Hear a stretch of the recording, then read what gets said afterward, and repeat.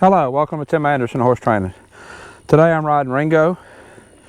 He has some issues with not wanting to steer and wanting to stop and pick up the incorrect lead and some things like that in an effort to try to get out of working. So that's what we're going to work on today, is we're going to work on those things that he does to try to get out of work. I'll show you how I fix them and we'll see if we can make some progress with him. I know he's got some shavings in his mane and his tail.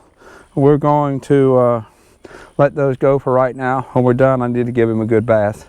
It's all kind of dry, so I didn't want to brush it out and break the hair off. So that's why he's got shavings in his mane and tail. So anyway, let's get started.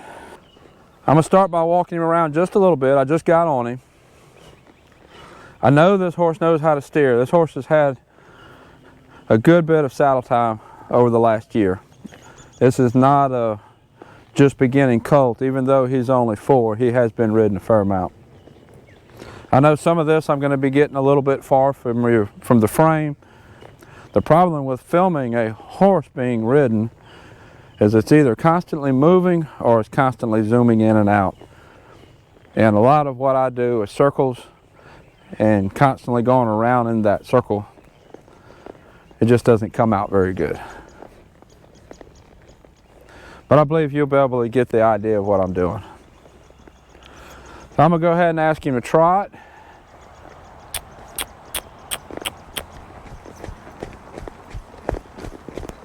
One thing I want to make sure I do is give him some slack on the reins. If I'm steering, I want to steer and then give slack on the reins. Steer again and then slack. Steer, I want to make sure something happens when I steer. Steer. And if you notice, when I'm steering, he's trying to pull his head the opposite direction. He's trying to not go where I tell him to go. That one was better. Steer. This actually isn't too bad here. Work this a little bit more, get him warmed up, and then we'll go on to a lope.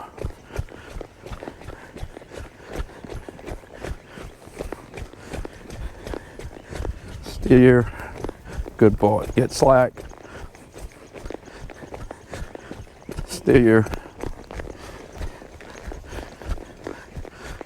He just tried to lope there. I really want to wait until I ask him to lope. I think one of the issues with him is that he has learned some tricks that he can play to get out of work. Steer. Steer. There we go.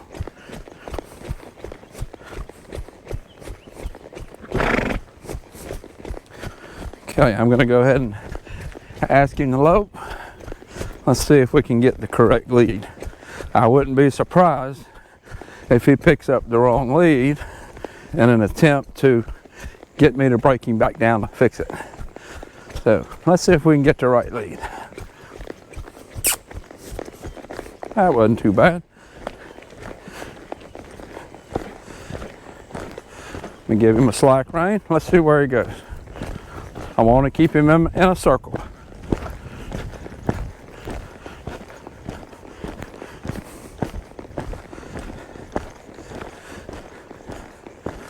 Pretty good so far.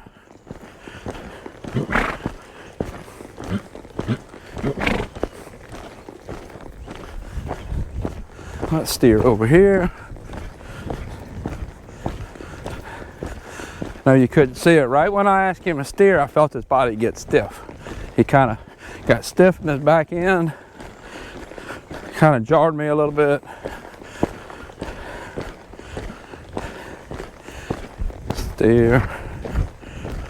Better. One thing I'm going to do is make sure I lift when I ask him to steer. Steer. The reason that I want to lift is because I can feel that he's hitting the ground pretty heavy on his front end. He's not using his back end very good. So I want to lift that shoulder, use a little bit of inside leg to get some bend.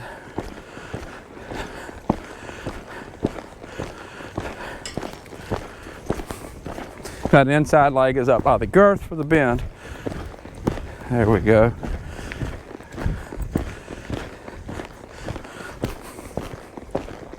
Not too bad so far.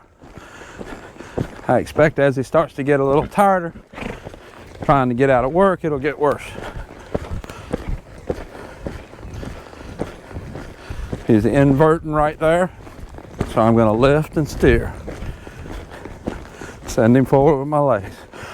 I'm having to use more spur to send him forward. He's thinking about wanting to take a break, wanting to stop. We're not going to stop just yet. He's going to invert here. I feel like shoulder falling. Hand up, right leg, get some bend, send forward. Right leg is spurring up at the girth. Left leg is back a little bit. Left leg to get forward engagement. Right leg to lift shoulder.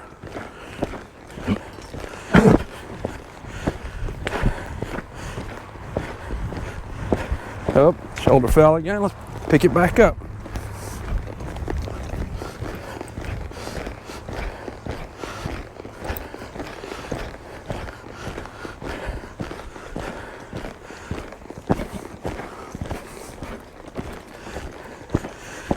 I'm having to use my legs more to send him forward. He's fussing about that. Now he's looking for excuses to stop. Let's cut through the middle. See how he didn't really want to steer through the middle there. Cut through the middle again.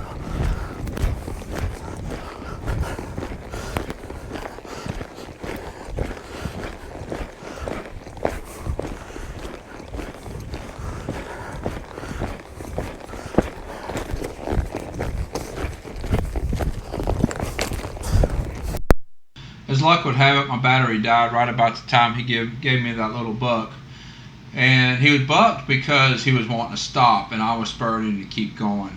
You notice after he bucked, he came out in the wrong lead, and I circled around and then changed directions to go into the lead that he was loping in. I did not break him down because the reason he bucked is because he wanted to stop. So instead of stopping and fixing the lead, I just went the other direction and kept him loping because that's what he wanted to do, was to stop. So I did not want to reward him with the stop. I realized that my battery went dead, so I came over here and changed my batteries, and now we're going to get back started again. Alright, so we let him walk just a little bit. I'm going to ask him to lope again. So we're loping in the left lead a minute ago. So now we're going to lope in the right lead. I'm going to kind of tease him into messing up because I'm going to ask him to lope off going towards the barn where there's nothing on his left side. He knows we're working over here. There's a whole nother end of the arena over there that he might want to go to. Maybe thinking there's no work going on over there. So I'm going to ask him to lope off and see if I can tease him into messing up. Let's see if we can pick up the right lead and see what happens.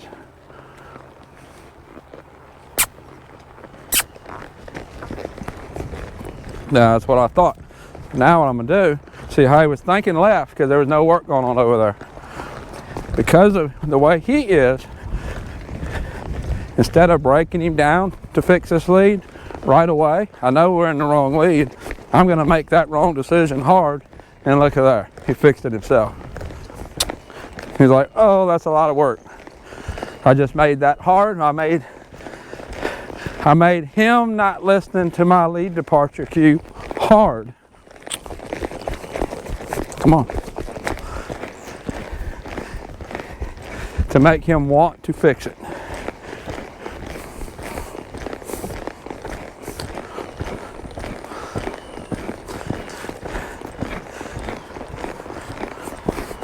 This is a really nice horse. He's a little bit lazy, which is okay. It fits his owner really well because he's a little lazy. He only does what you make him to do. But because of that, he'll do things to get out of working, and that's what the owner is struggling with. Just like that lope departure we just did. If you would have broke him down to fix the lead, then the horse would have got to not work, which is what he wants to begin with. He would have ended up getting what he wanted. Right there, he was wanting to stop or go the other way. I think he knows he can't get away with going the other way. One big thing with the, oh, did it again. This is kind of deeper sand here, so this is a lot of work. Just keep sending forward.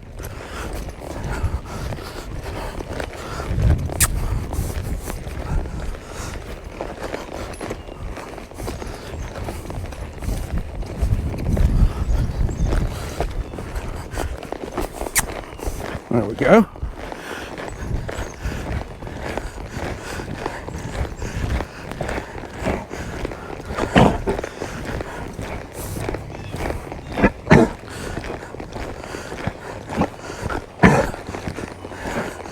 The issue that a lot of more beginner riders have with lazier horses, they're good in a way because the horse isn't going to do more than what the rider asks for. But the problem that you have is that the horse figures out how it can unseat the rider just a little bit or rattle the rider's confidence just a little bit, and then naturally the rider is going to want to stop or re-get their seat or fix themselves, and in the process the horse learns that whatever it did, it gets to rest. So just like anything else, you reward the behavior you want by letting the horse rest. So inadvertently, that beginner rider with the lazier horse is rewarding that bad behavior unintentionally. It's really hard to ride through those things, but you need to do your best to do it. Don't try to ride through and hurt yourself, but you need to try to ride through. The other thing that's going to do, not only is it going to help your horse, but it's going to help you. It's going to show you that you have the confidence and the riding ability to handle those things that your horse might do. It's going to help your horse be better, and it'll help you be better.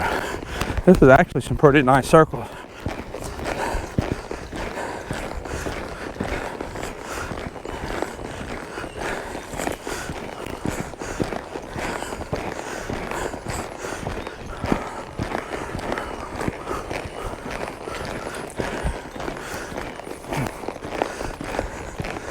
The horse didn't really give me a whole lot to work on as far as steering,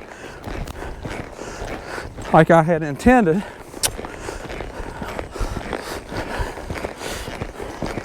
But you saw a lot of things that he did to get out of work. Now this time we've been in that right lead a minute, so we'll go ahead and switch directions this time. He might be getting tired in that lead. Then we didn't have a whole lot of steering issues to work on. There's one right there. Got across the middle of my circle. But you saw the things that he was doing to get out of working, which is why he was not wanting to steer for his owner.